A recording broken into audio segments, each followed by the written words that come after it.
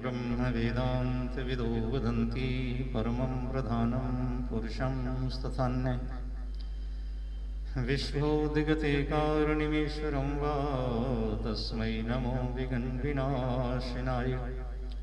गुरुब्रह्मा गुरुविष्णु गुरुदेव महेश गुरुरेव परं ब्रह्म तस्मै श्रीगुरुवे नमः। या कुन्देन्दुतुषारहारधवला या शुभ्रवस्त्रावृता या वीणावरदण्डमण्डितकरा या श्वेतपद्मासना या ब्रह्मयच्युतशङ्करप्रभृतिभिर्देवैः सदा वन्दिता सा मां पातु सरस्वती भगवती निशेषजाड्यावहा।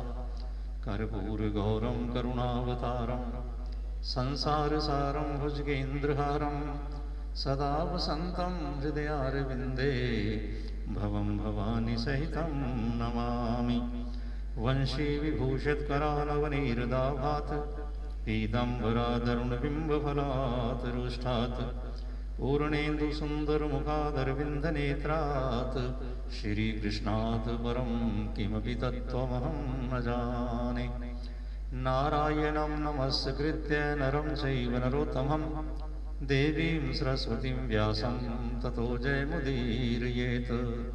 सच्चिदानन्दरूपाय विश्वोत्पत्त्यादिहेतवे तापत्रयविनाशाय श्रीकृष्णाय वयं नमः।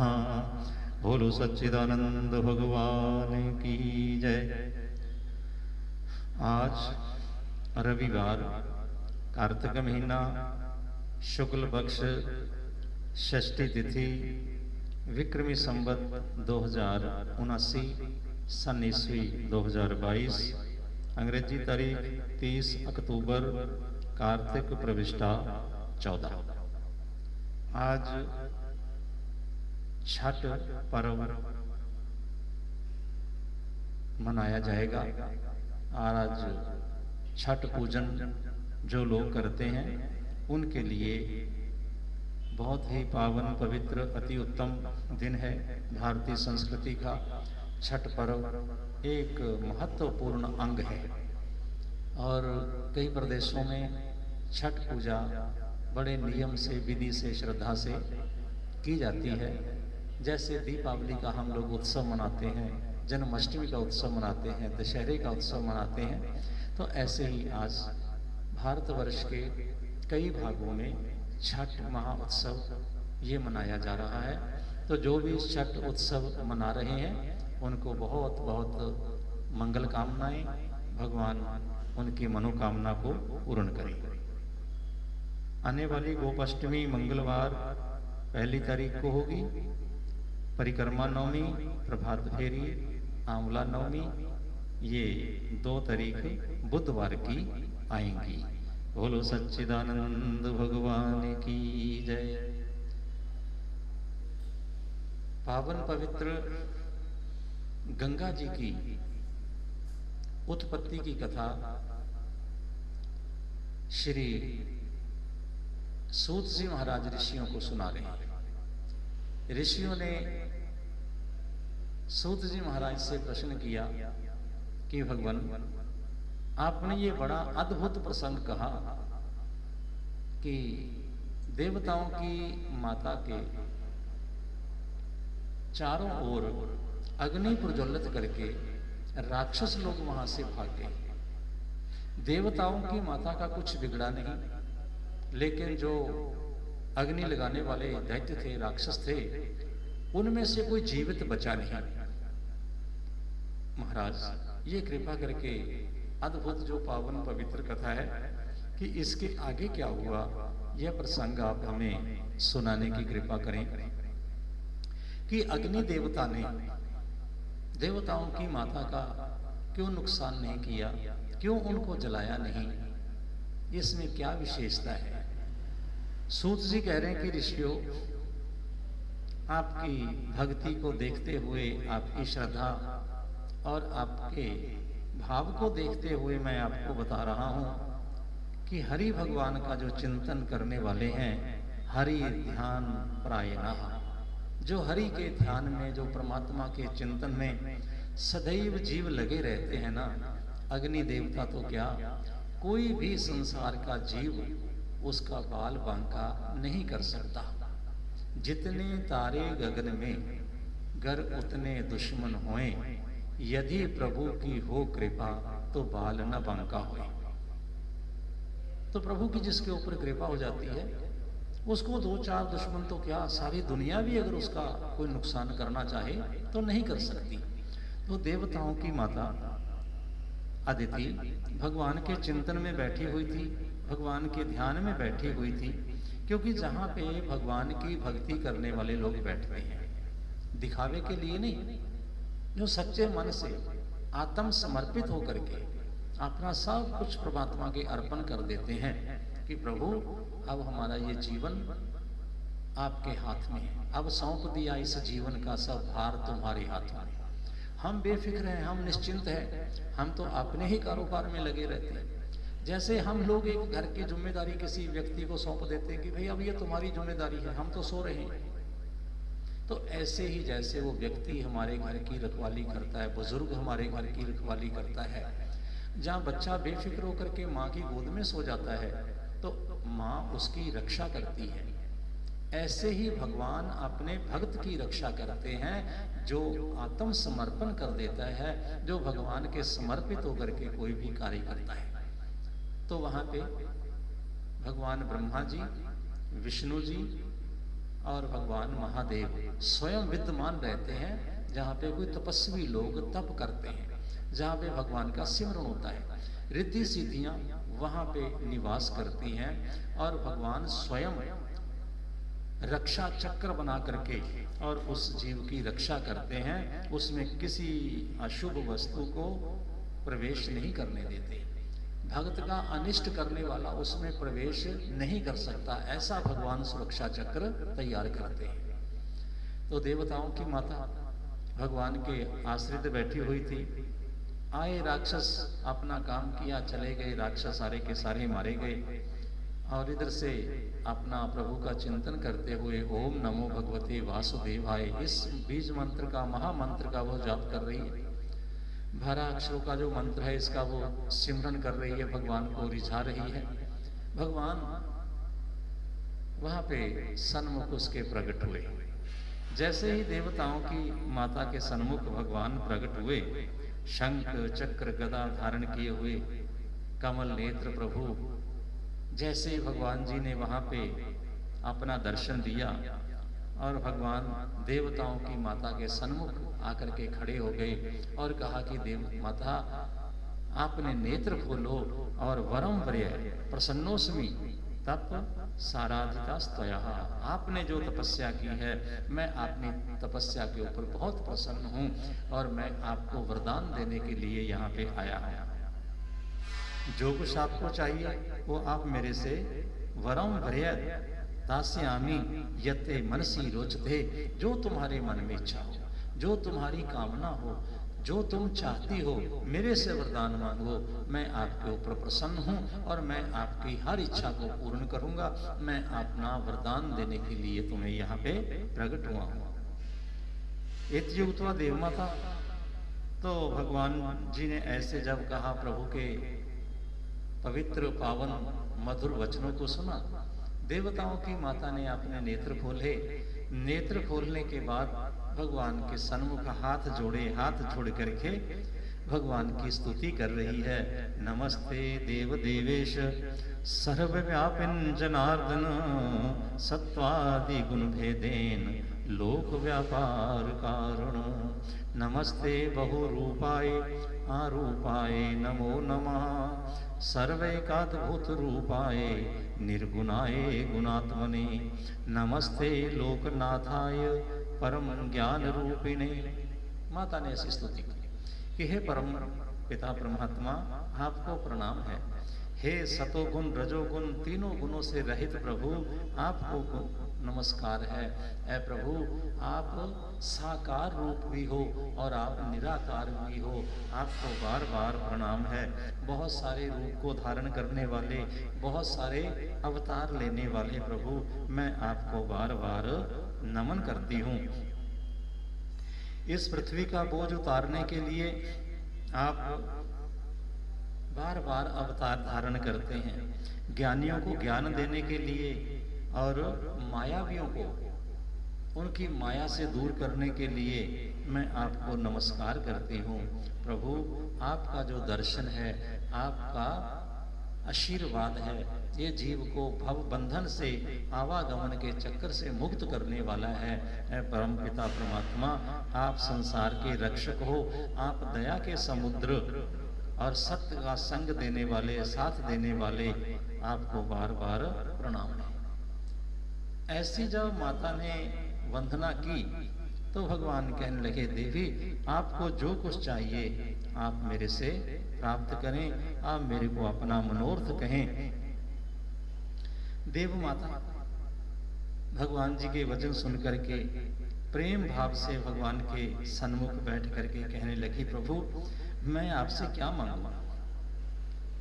अब आप ही विचार कर लें, जो मेरे योग्य हो, जो मेरे लायक हो, आप मुझे वो दे दीजिए। नहीं देव माता, आपने जो चाहा, आपकी जो इच्छा, आप वो मेरे से मांग सकते हो। तो देव माता कहने लगी, प्रभु अगर आप मेरे को वरदान देना चाहते हो तो मैं आपसे प्रार्थना करती हूँ कि मेरे पुत्र दर दर के ठोकरे खा रहे हैं, दर दर भटक रहे हैं, अपना वेश बदल करके कभी वो साधारण मनुष्य के रूप में आ जाते हैं, कभी वो ऋषि मुनि के रूप धारण कर लेते हैं, कभी कोई रूप धारण करते हैं, कभी कोई रूप धारण करते हैं, और वो अपना जीवन व्यतीत कर रहे हैं। इस समय मेरे पुत्रों को राज से निष्कासित कर दिया गया है, मेरे पुत्रों को राक्षसों ने स्वर्ग से बाहर कर दिया है। ऐ भगवान, आप ऐसी कृपा करें कि मेरे पुत्रों को पुनः राज्य मिल जाए, लेकिन मेरी जो बहन के पुत्र हैं वो भी मेरे पुत्रों के समान हैं, वो भी मेरे पुत्र जैसे ही हैं, उनको भी कोई कष्ट ना हो, उनको कष्ट दिए बिना मेरे पुत्रों का राज्य वापस आ जाए। ऐसा कोई आप विधान बताएं, या आप ऐसा मुझे पुत्र प्रदान करें कि जो मेरे पुत्रों का राज्य उनको वापस दिला सके। तो भगवान ने कहा कि देवी आपने जो मांगा है आपको मैं अवश्य ही दूंगा। क्यों कि तुम्हारे वचनों में, तुम्हारे मन में किसी के प्रति राग द्वेष की भावना नहीं है। क्योंकि जब दैत्यों की माता दिति ने अपने पति से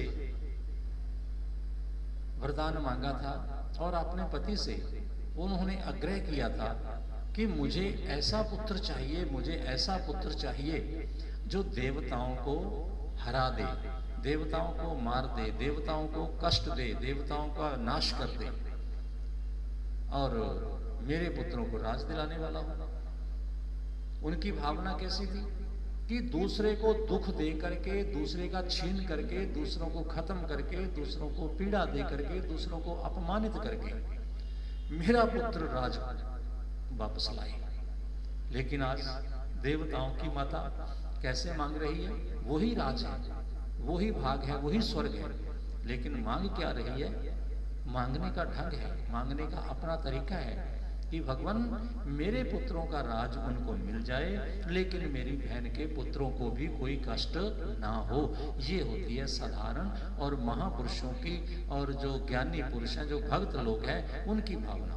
भक्त अपना कार्य सिद्ध चाहता है, ज्ञानी पुरुष अपना कार्य सिद्ध चाहता है कि मुझे सफलता मिले, लेकिन मेरी सफलता के कारण किसी दूसरे का कोई नुकसान ना हो, दूसरे का अपमान ना हो, मेरी प्रशंसा हो लेकिन दूसरे की निंदा ना हो, मैं ऊंचा उठूं लेकिन दूसरा नीचे ना गिरे, मेरी महिमा हो लेकिन किसी का कोई अपने अपयश ना हो। ये होती है सज्जन आदमियों की पहचान। सज्जन आदमी सदैव अपना भी और दूसरे का भी भला चाहते हैं, और जो दुर्जन पुरुष हैं अपना सम्मान चाहते हैं लेकिन दूसरों का अपमान करके, अपना धन चाहते हैं लेकिन दूसरों को निर्धन करके, अपने शक्तिशाली होना चाहते हैं दूसरों को निर्बल करके, और आप ऊंचा उठना चाहते हैं दूसरों को नीचा दिखा करके। तो यही सद्गुण सज्जन में और दुराचारी में इतना ही अंतर है। तो देवताओं की माता ने आज मांगा क्या है? वो देवताओं की माता, वो दूसरों के लिए भी सुख मांग रही है, अपने बेटों का भी कल्याण चाह रही है। राक्षसों की माता अपनों बेटों के लिए उसने सुख मांगा था, दूसरों का उसने विनाश मांगा था, तो उसके घर में हिरणाक्ष हिरण्यकश्यप जैसे पैदा हुआ। तो आज जब देवताओं की माता ने वरदान मांगा और भगवान ने कहा कि देवी, तुम्हारी तपस्या, तुम्हारी भावना और तुम्हारी इस कामना को पूरा करने के लिए मैं स्वयं तुम्हारे घर में अवतार लूंगा, स्वयं प्रकट होकर के आऊंगा। तो देवताओं की माता ने कहा कि प्रभु, मैं आपको नमन करती हूं, आपको मैं कैसे धारण करूंगी, आपको मैं जन्म कैसे दूंगी, आपको मैं प्रकट कैसे करूंगी? क्यों? क्योंकि आपके एक एक रोम में एक एक ब्रह्मांड समाया हुआ है, आपके रोम रोम में ब्रह्मांड समाये हुए हैं। और महाराज, आपके नेत्रों में सूर्य चंद्रमा वास करते हैं और आपके अंदर सारी सृष्टि का निवास है। प्रभु, आपको मैं कैसे धारण कर सकूंगी, अपने तेज को मैं कैसे सहन कर सकूंगी, आपके बल को, आपकी शक्ति को मैं कैसे संभाल सकूंगी? क्यों कि जब हम देखते हैं कि पीछे से भाई कोई बहुत बड़ी चीज आ रही है, कोई वस्तु हमें मिल रही है, तो उसके लिए पात्र भी तो वैसा ही चाहिए ना। एक हम छोटा साधारण सा यहाँ पे लाटू लगा देते हैं और पीछे से बहुत ज्यादा बिजली छोड़ दी जाए, करंट आ जाए, तो वो लाटू फ्यूज हो जाता है। तो ऐसे ही जो साधारण जीव हैं, वो भगवान की ताकत को, भगवान की शक्ति को संभाल नहीं पाते। तो देवताओं की माता कह रही कि प्रभु, मैं तो तुच्छ हूं, आपकी शक्ति को, आपके तेज को, आपके प्रकाश को, आपके प्रभाव को कैसे सहन करूंगी, कैसे धारण करूंगी? तो प्रभु ने क्या कहा कि ऐ देव माता, तुम चिंता मत करो, जो जो आदमी मेरे तेज को धारण कर सकते हैं उनके विषय में मैं तुम्हें बता रहा हूं। जो सत्य पर चलने वाले, जो अपने नियमों की पालना करने वाले, जो दूसरे का दुख दर्द समझ करके और उसको दूर करने का प्रयास करने वाले, और जो किसी के अधिकार के ऊपर अपना अधिकार नहीं जमाते, जो गौ, ब्राह्मण और देवता इनके प्रति समर्पित रहते हैं, जो माता पिता गुरु अतिथि इनका सत्कार करते हैं, और जो सज्जन पुरुषों का संग करते हैं, जो अपने धर्म के ऊपर चलते हैं, ऐसे जो पुरुष हैं, ऐसे जो स्त्रियां हैं, ऐसा जो भी जीव है ना, वो मेरे को धारण कर सकता है। जो सदैव शुभ कर्मों में लगा रहने वाला, और जो सच्चाई का साथ देने वाला, तुलसी की पालना करने वाला, तीर्थ यात्रा करने वाला और पुण्य करने वाला, और जो प्राणी गौ को और तुलसी को हमेशा अपने हृदय में धारण करके इनके प्रति श्रद्धा भावना रखने वाला, जो तीर्थों में स्नान करने वाला, ऐसा जो सद्गुणी प्राणी है ना, वो मेरे को बड़ी आसानी से धारण कर लेता है। और जो कभी किसी का अपमान नहीं करता, और जो हमेशा दूसरों को सुख देने का ही प्रयत्न करता है, जो सब कुछ होते हुए भी संपन्न होते हुए भी दूसरों को दुख नहीं देता, दूसरे के अपराध को भी जो क्षमा कर देता है, ऐसा जो सज्जन पुरुष है वो मेरे को धारण कर सकता है। देवताओं की माता को ऐसा जब भगवान जी ने वचन दिया, और भगवान जी को देवताओं की माता ने फिर दोबारा से प्रणाम किया कि हे प्रभु, आप बार बार इस पृथ्वी के बोझ को उतारने के लिए अपना अवतार धारण करके आते हैं, मैं आपको नमन करती हूँ, मैं आपको नमस्कार करती हूँ। हे वराह रूप धारण करने वाले, हे सनक सनंदन सनातन आदि का रूप धारण करने वाले, ज्ञानियों को ज्ञान देने वाले,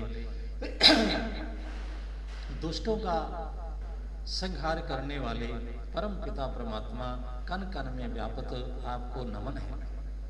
भगवान जी ने देवताओं की माता को आशीर्वाद दिया। भगवान जी के गले के अंदर जो पुष्पों की माला थी, वो पुष्पों की माला माता अदिति को अर्पण की और कहा कि हे देव माता, अब तुम्हारा तप, तुम्हारा जप, तुम्हारा अनुष्ठान ये सब संपूर्ण हो गया, और तुम अपने घर में जाकर के अपने पति की भक्ति भाव से सेवा करो और मेरा चिंतन करो, तुम्हारे सारे के सारे दुख मैं स्वयं प्रकट होकर के दूर करूंगा। भगवान ऐसा वरदान दे करके वहां से अंतर ध्यान होकर के चले गए। और जैसे ही भगवान वहां से अंतर ध्यान होकर के गए, देवताओं की माता ने नेत्र बंद किए।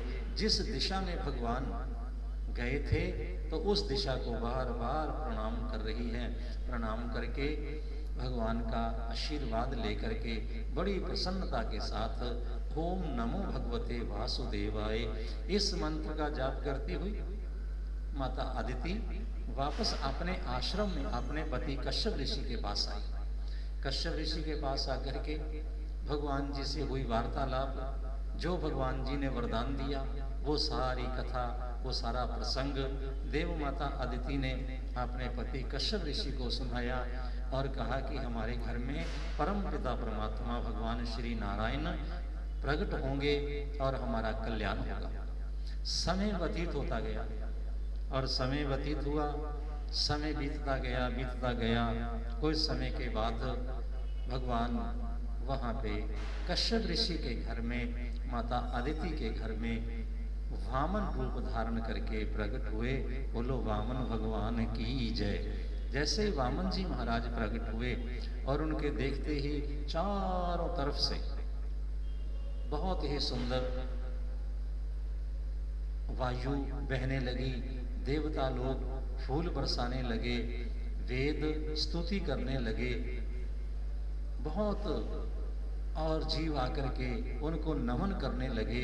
सिद्ध यक्ष किन्नर गंधर्व ये नृत्य कर रहे हैं और महाराज कश्यप जी के आश्रम में प्रभु प्रकट हुए हैं और प्रभु प्रकट होकर के सभी को आशीर्वाद दे रहे हैं और सभी ने मिल करके बड़ा उत्सव मनाया। बड़ा उत्सव मनाने के उपरांत सभी ने जैसे जैसे प्रभु थोड़े से बड़े हुए तो उनका जो संस्कार, जो हमारे जन्म से ही शुरू हो जाते हैं, नामकरण संस्कार हुआ, दूसरा संस्कार हुआ, तीसरा संस्कार हुआ, यज्ञोपवीत संस्कार हुआ, तो ये सारा जितना भी कर्म था ये सारा हुआ। यज्ञोपवीत संस्कार के बाद उनको भिक्षा दी गई। सभी देवताओं ने यथा वस्तु उनको प्रदान की और सभी देवताओं का दुख दूर करने के लिए भगवान वामन जी वहां से कश्यप ऋषि के आश्रम से चलते हुए जहाँ पे राजा बलि, दैत्यों के जो राजा हैं, प्रहलाद के पौत्रे यज्ञ कर रहे हैं, तो उस यज्ञशाला की ओर, उस यज्ञ स्थान की ओर चले जा रहे हैं। और जहाँ पे भगवान जाते हैं तो वहाँ पे जो पृथ्वी है वो बड़ी नरम, बड़ी कोमल हो जाती है। ऊपर से बादल आकर के भगवान के ऊपर छाया कर रहे हैं। जो हवा है वहाँ की वो बड़ी ठंडी और बहुत ही सुगंधी वाली बहने लग जाती है कि हमारे प्रभु के पास कहीं कोई दूषित चीज़ ना चली जाए, हमारे प्रभु को कभी सूरज की धूप ना लगे, हमारे प्रभु के पाँव इनके ऊपर कहीं कोई कांटा ना चुभ जाए। तो ऐसी ऐसी भावना लेकर के सूरज भी, बादल भी, पृथ्वी भी, वायु भी, ये सभी उनकी सेवा में लग गए और जो उनके दर्शन करते हैं अपने आप को वो धन्य मान रहे हैं। प्रभु चलते जा रहे हैं, चलते जा रहे हैं। और जैसे ही राजा बलि के यज्ञ के मंडप में भगवान प्रवेश करने वाले थे, दूर से सभी लोगों ने देखा, अरे इतने तेजस्वी, इतने तपस्वी और ये छोटे से महात्मा कौन आ रहे हैं। कोई कुछ कह रहा है, कोई कुछ कह रहा है।